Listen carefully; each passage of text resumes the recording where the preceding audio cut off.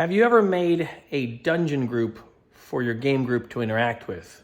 You know, like an adventuring party, and they've got like characters, and then your adventure group interacts with them. Like, I ask because I've never done that before. Have I ever done that before?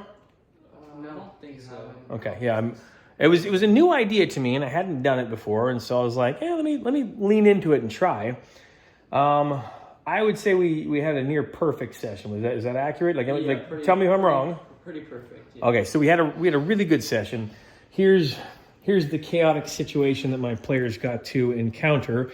Their players all came up on these massive demon towers that were skyrocketing up out of a forest, and a chaotic base that was being formatted here or formationed here. And in the midst of all this chaos, there was a different adventuring party. This is the Veil Guard. What's that? Not on a flying block. No, they weren't on a flying block. This is just the four of them. So initially it was actually 5 of them. One of them was a summoned character. Anyways, they're here and they're in a serious pinch.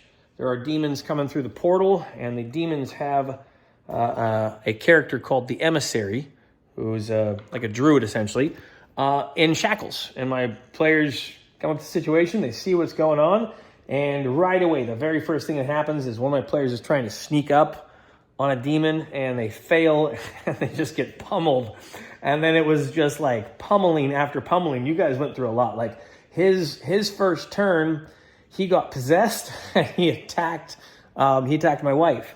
But missed. What's that? No, hit, but she dodged out of the way, right? So it was just all sorts of bad things that were happening.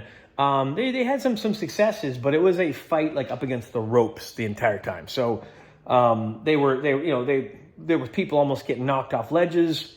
At some point, Landon comes over and teleports 2 of them up to the top. So now they actually are having like a fighting advantage because they're actually in the game. And they had been telling me, because we're playing in 1-1 time, they've been telling me that they're going to be practicing some specific combo maneuvers.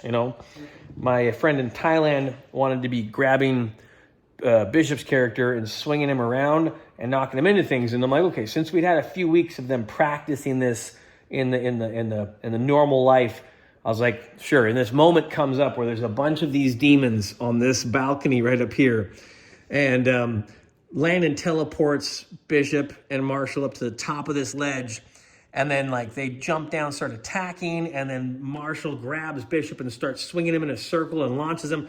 And it ends up, knocking a bunch of demons off the cliff. And it was fun. It was a really fun encounter that was very deadly. The Veil Guard party, they were almost dead the entire time. Characters were pushing death saves and stuff. So this was a very fun encounter. I had fun running it. And I thought that my players did a really good job of coming up with creative solutions. There was a point where a character was going to... Marshall's character was up against this ledge here.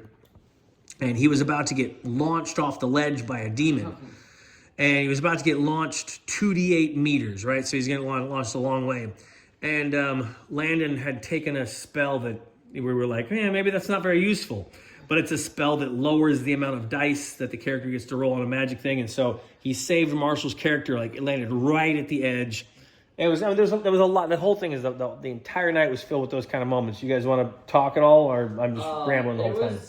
It was perfectly balanced, where it wasn't we were getting steamrolled and it's no fun, because it's what's the point? We're just gonna die if we try, and we're gonna die if we don't. Sure. And it wasn't, we were steamrolling them where it's we don't even have to try. So it was really well balanced to where we were being pushed to the limits, and the enemies were also being strained, and it wasn't so. It was right in the middle. Sure. Yeah. When I put 7 demons in this area, I was like, dude, this is gonna be hard. Yeah. Right. But I spread them out so they weren't all in the same spot. But I was just like, this is gonna be a tough fight. And then I instantly killed his big boss demon by launching him off the top. He did. So there's a boss here at the top, and he's basically opening up this portal up here, and Landon over here casts what's the spell called? Mental strike, and just launches him off, but he ends up going he goes 10 meters or something. It was 9. 9 meters out this direction, but then he ends up falling just like 100 meters down. That was fun. So yeah, there was a lot of cool, just like instant fun moments. It was a fun encounter. I think it started off cool, and I really enjoyed having a alternate. What do you call this? Like, what is it called where you have an adventure party that is not your player's adventure party, and they kind of exist in the world? Like, I guess a rival group, but they're not really rivals. Anyways, I wrote them in such a way that they're actually all rather friendly characters, and they're genuinely trying to be helpful. They are a rival group, but they're not necessarily competing. So what was fun about these characters was I actually had like a purpose for each of them, but put them in this encounter, like there was positions where like, okay, they might just die, and a couple of them were making death saves through the fight. So it was interesting to see what's going to happen, and at any point, my players could have just said, we're going to save ourselves and get the heck out of here. But you guys, like, what did you... I saved one person twice. But you were funneling your hit points into your spells in order to... Okay, why did you funnel hit points into spells to save NPCs? You don't even know these guys. Like, you barely interacted with them. The demons were capturing the emissary for a reason. She was the only one in shackles and stuff. Sure, okay. So But you also saved their girl knight, Seraphim. You also saved Seraphim. Okay, but I didn't kill myself for that. I still had willpower. You were damaging yourself, though, right? Like, no, not okay. when I... Okay. You did a skydive. You did. Yeah, that's right. You levitated off the edge and nearly killed yourself. You could have rolled a 4 and just dropped. Right.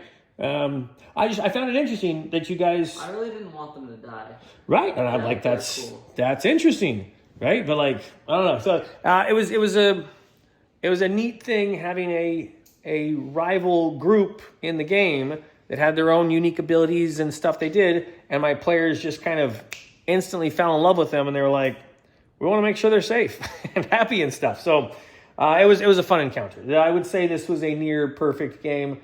It went well, and I'm not even patting myself on the back about that. I mean, like, my players did a really good job of engaging, and I think some of it was that I tried to address the things I thought were causing them to disengage towards the beginning of the session, and I think that went well. So, you guys have any other thoughts or ideas you want to add to end of session stuff? So.